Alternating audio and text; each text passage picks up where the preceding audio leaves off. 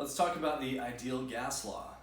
Now, if you've taken chemistry class before, I'm sure you've seen the ideal gas law. And physicists use this just like chemists do. So let me remind you what the ideal gas law looks like.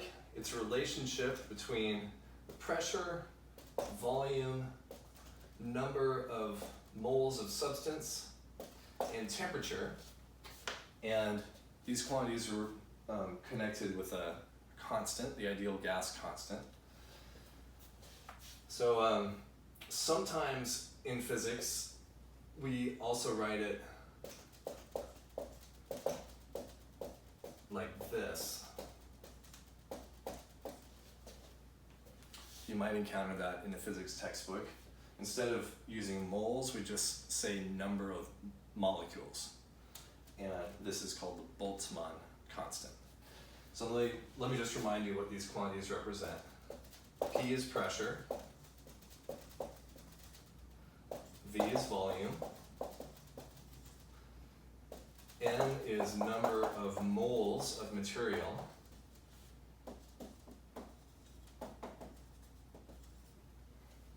capital N is number of molecules.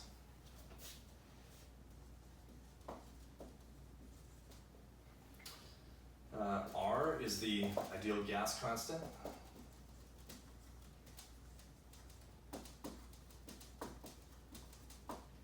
K, B, is called the Boltzmann constant.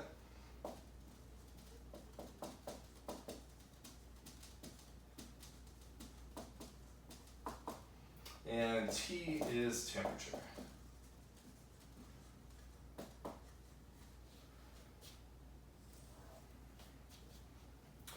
Now, for the most part, the ideal gas law is pretty straightforward, but there's one slightly tricky thing about using it, which is that you need to use a consistent set of units. You need to use the units that are appropriate for the value of the ideal gas constant that you pick.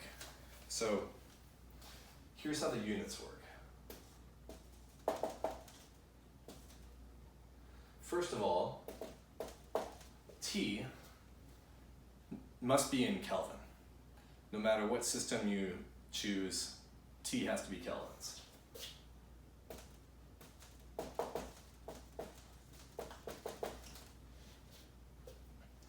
Now, the first system you can do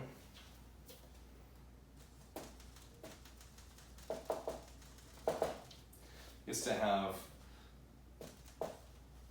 SI units, meters, seconds, kilograms. So that gives you pressure in pascals,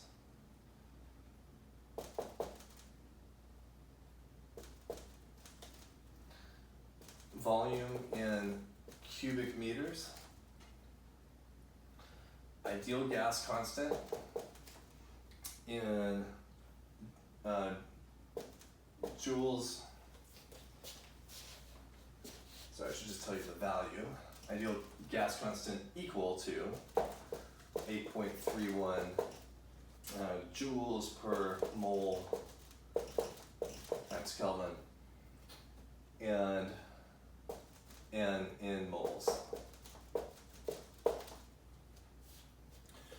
Another system which is consistent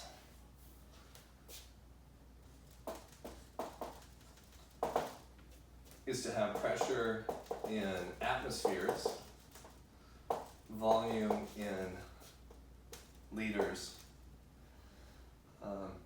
ideal gas constant equal to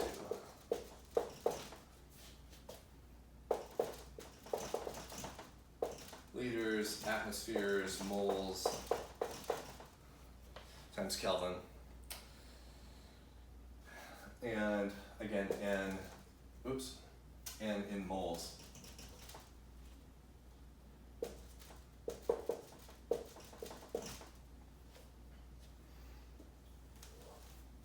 So when you're solving a problem, pick one system and make sure all the units are in that one system when you do a calculation. If you mix two of them, your answer won't make any sense. The unit conversions will be all wrong. So as an example, let's look at 10.6 from your textbook.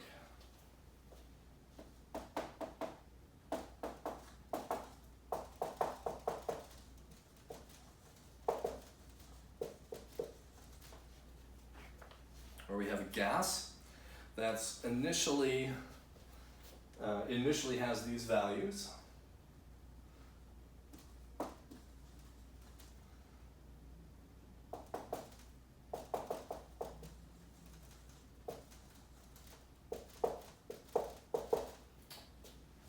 It has a temperature of 20 degrees C.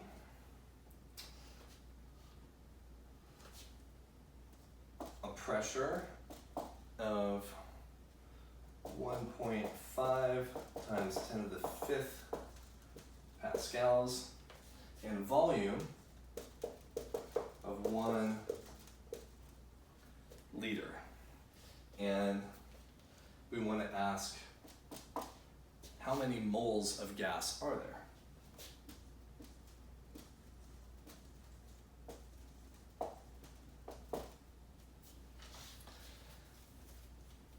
So the ideal gas law can be rearranged to say number of moles is PV over RT.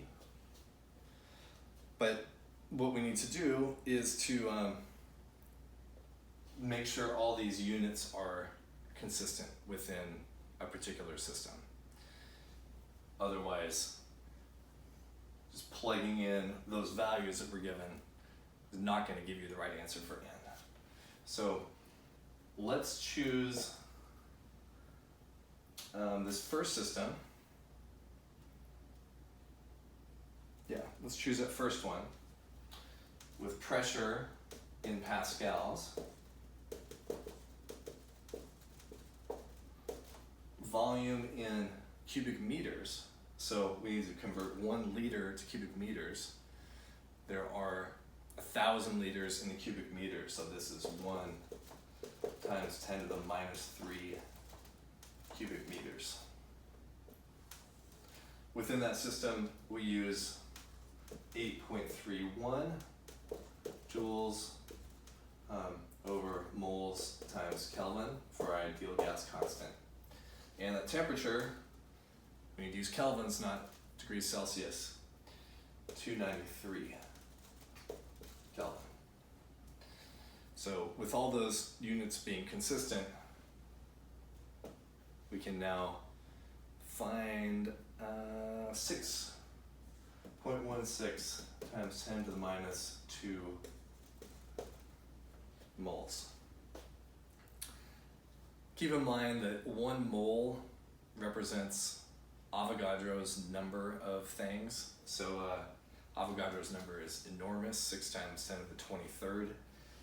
So if you have 10 to the minus 2 moles, that's still a heck of a lot of separate particles, separate atoms or molecules.